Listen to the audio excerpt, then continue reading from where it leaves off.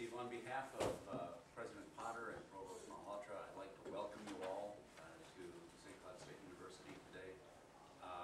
This, I think, is a very important meeting. I think you will find some very informative and very compelling presentations, and you already have as we go forward. Part of the strategic imperative for St. Cloud State University is to engage with the community, to act as a resource for the region in which we live. And I think this conference is a terrific example of just that kind of engagement and serving as a resource. So again, for many of you visiting the campus, welcome. Have a terrific conference, and have a good future. And I should just express special appreciation to Dean Harold for the very strong, not only spiritual, but most importantly, material support that his office has provided for this research group. We had a wonderful conference last year, and this conference is likewise as exciting. None of them could have happened without the material help that he gave us. So thank you very much for that. Lourdes Keynote is a professor of sociology at the University of Nebraska at Omaha. She's the director of the Office of Latina American Studies of the Great Plains. She's the editor of the Journal of Latino Latin American Studies, which is actually the journal of that office, and it's an internationally recognized journal. And, she tells me this is a journal that very soon will have a very prominent publisher backing it, but I can't reveal the name yet. But in any event, she's focused in her research, and she's enormous amounts of research and publications. I don't have time to go into them. But if you focus on global restructuring and meat processing and the recruitment of Latino immigrant laborers into the meat processing industries, among many other topics that she's done enormous amounts of research on and publishing on. She's a regular testifier at, and she's on task force of the governor of Nebraska. And indeed, she was telling me that she's very well acquainted with Hendrik here. And I said, oh, you know each other? She said, yes, we always see each other at the legislature. She's also the organizer of a biannual conference called the Cumbre Conference, which is a conference of an international conference of scholars and activists in the community providers interested in the same kind of questions that we're interested here, issues that immigrants face, and how we as academics can be supportive of their issues. I met Lourdes at that Cumbre Conference last year. We had a very nice time to chat and discuss these issues and the conferences, and I invited her at that time to participate in our conference next year. I should mention also, by the way, I was able to go to that conference because of Dean Harold's support. Otherwise, I wouldn't have been going to that conference. Lourdes expressed real interest in what we're doing here, especially the component of our conference where this is not only academics, but we are actively bringing immigrants, workers, immigrant families, immigrant communities onto our panels and participating as active members in both our panels and our research. I'll stop there because I could go on forever talking about Lourdes and the work that she's done and the contributions she's made to this issue. Her topic today is from casualties of, quote, development, unquote, to political actors, question mark, Latino immigrants in Nebraska. With no further ado, Lourdes.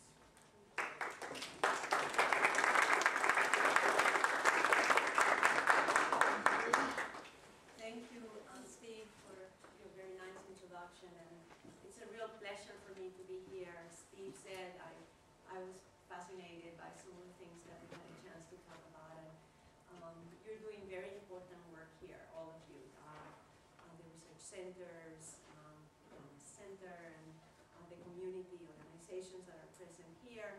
And I want to commend not only all of you, but also the administration for having the vision that you just expressed to support this very important work, and doing it understanding of why it is important, which you just expressed very eloquently.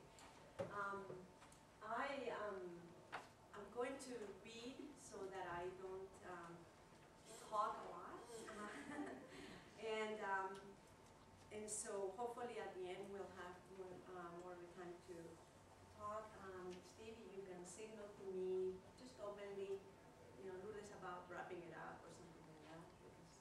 Because, okay.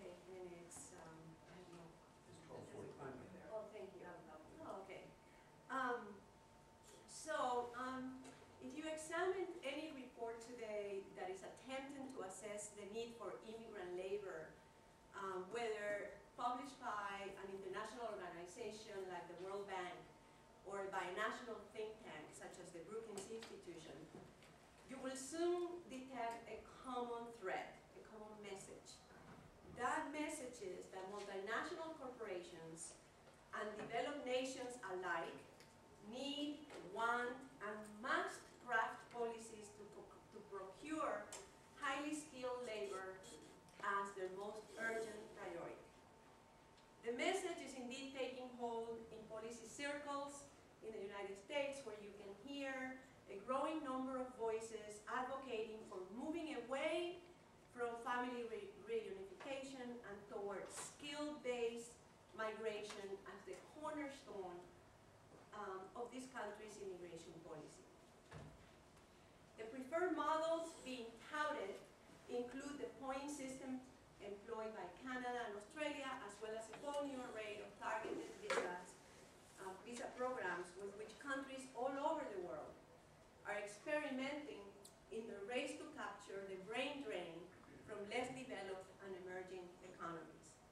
The point system, as its name suggests, would award visas based on the number of points an applicant can accumulate for having a college education, work experience, professional experience, English language proficiency, and so on. This model was in fact already included in the failed comprehensive immigration reform proposals introduced by former Nebraska Senator Chuck Hagel and others in that fateful spring of 2007, when Congress almost acted, never to act again. Our own universities have actively joined in the discussion by publicly advocating for visa programs that would allow the best and the brightest of our international students to remain in the country once finished with their college education, even if a job offer is not in place. Intended to address the brain drain by advising and assisting on methods to attract young adults to the state.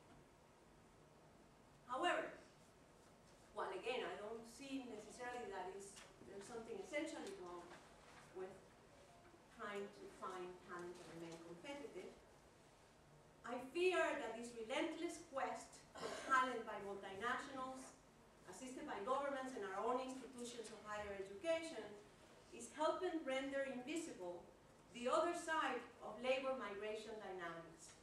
The large numbers of immigrant workers, most of them from Latin America, that are still found unneeded in increasingly informalized and regulated labor markets, where they're exposed to high levels of exploitation, as well as labor and human rights violations. While it is true that the world demand for highly skilled labor is growing at a faster and faster rate, demand for low-skilled and low-wage immigrant labor continues to be quite important, though it varies by occupation and local labor markets. In the US, about 56% of foreign-born workers are found in low-skilled, and you have to put all this stuff in parentheses, because all these terms are politically constructed. In low-skilled occupations such as construction and hospitality. In Nebraska, only 20% of all white native-born work in two of the lowest paid job categories, construction and manufacturing again. Manufacturing in Nebraska primarily means meatpacking, where wages for most Latino immigrants still fail to rise much above $10 an hour. Nearly half of all immigrants and 63% of Latino immigrants in Nebraska are clustered in just these two occupations, meatpacking and construction again. And another 70% work in the service industry, and the majority of these jobs are also at the low end of the employment scale in food services and waste management. If I can just show you pictures just to put a face on some of these workers. This is actually right by my house, right by the university. And of course, major city constructions. A story that is totally familiar to you, I'm sure, very similar, assuming in Minnesota. Moreover, with regard educated young adults to the state. Nebraska has already done that without this legislative artifice. It is called the second generation. The children of these low-wage immigrants, particularly Latino immigrants, who are the fastest growing segment of the state's population. That second generation population happens to also to be overwhelmingly native born, and as our own studies, Arroyas have shown, have high educational aspirations, which again replicates what every other national study also finds. This is actually a picture from a graduation or pre-graduation ceremony at one of the best examples of Latino cluster populations or Latinos cluster in some of our high schools. And so, you know, just by looking at some of these kids, I actually run into now because I'm teaching a course called Immigration and Integration, Latino Migration and Integration, and it's a service learning course, and we are cooperating with a corresponding service learning course in which some of these kids are now involved. And that it's a fascinating experiment that I can tell you about if you're interested. So while 22% of Latinos in Nebraska are of school age, these kids, from what is it, 5 to 17, nearly 42% are under 5 years of age. So it seems reasonable to argue that they too would help alleviate Nebraska's brain drain, unless we totally skip them in favor of others who are not even in the country yet, and whom a smaller university in the Midwest, such as ours, may never attract them in meaningful enough numbers.